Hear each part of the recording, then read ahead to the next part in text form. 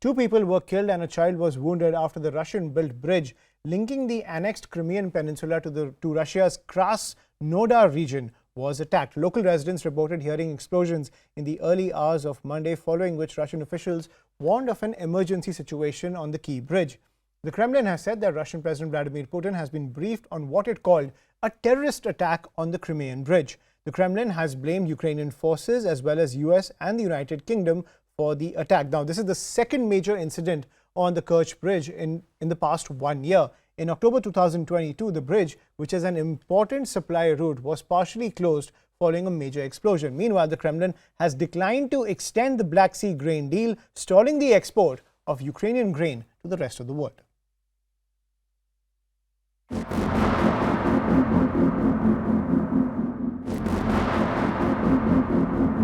A Russian couple were killed and their 14-year-old daughter wounded on Monday in what Moscow said was a Ukrainian attack. It happened as they drove across the Crimean Bridge at night for what they hoped would be a family holiday on Crimea's Black Sea coast. This video, released by Russia's investigative committee on Monday, showed its investigators collecting debris on the damaged section of the bridge. It was not immediately clear how the bridge, one of President Vladimir Putin's prestige projects, was attacked. The Ukrainian military suggested it could be some kind of provocation by Russia itself. But Ukrainian media cited unidentified sources as saying that Ukraine's security service was behind the incident. The wounded girl was named as 14-year-old Angelina. Her parents, Alexei and Natalia, both died.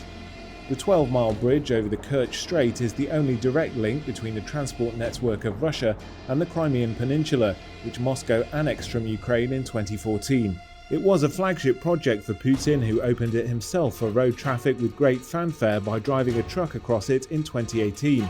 It's made up of a separate roadway and railway, both supported by concrete stilts. The bridge is crucial for the supply of fuel, food and other products to Crimea, where the port of Sevastopol is the historic home base of Russia's Black Sea Fleet. It's also become a major supply route for Russian forces after Moscow invaded Ukraine on February 24th. Russia blamed Ukraine for an attack on the bridge last October. Ukraine admitted only indirectly to the attack months later. Afterwards, Russia launched strikes against Ukrainian cities, including power supplies, in retaliation. Just hours after Monday's attack, Russia said that it had halted participation in a landmark UN and Turkey brokered deal which allowed Ukrainian grain to be exported through the Black Sea. The Kremlin said the halting of the deal had nothing to do with the bridge attack.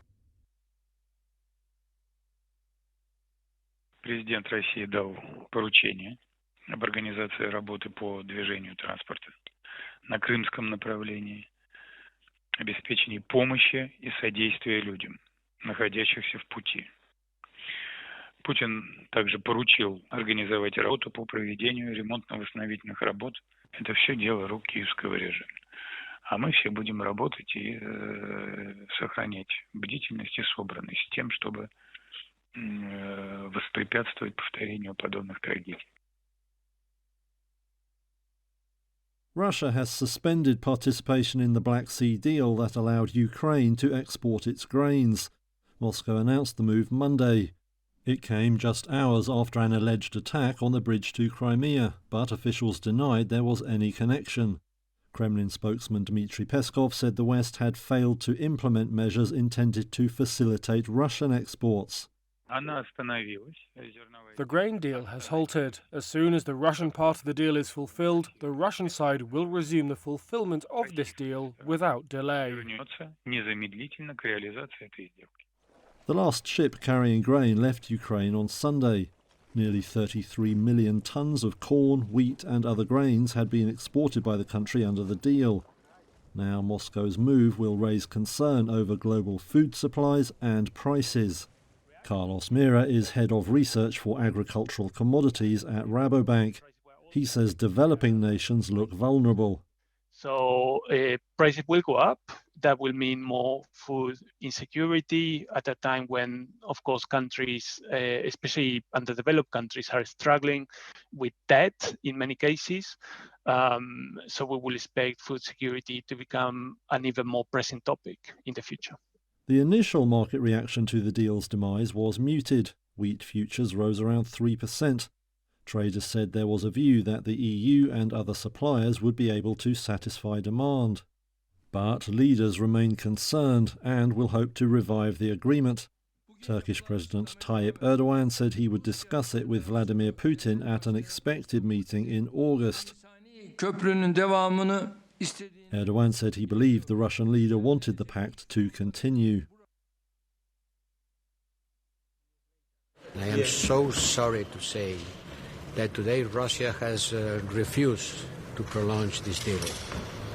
And this is something very serious that will create a lot of troubles to many people around the world. We, from our side, we will do everything we can through our solidarity lanes in order to make available the Ukrainian grain for the people who eat from it. And I have to blame Russia for this decision, completely unjustified, weaponizing the hunger of the people. Let's be clear, this Black Sea grain deal agreed under the auspices of Antonio Guterres is very important, especially for the most vulnerable countries, because this agreement, together with the European solidarity lanes, it is helping to make sure that the most vulnerable countries have access to the grains and to the fertilizers they need for the people, for the population. And that's why we fully support all the efforts of Antonio Guterres to make sure that the continuity of this agreement will be guaranteed.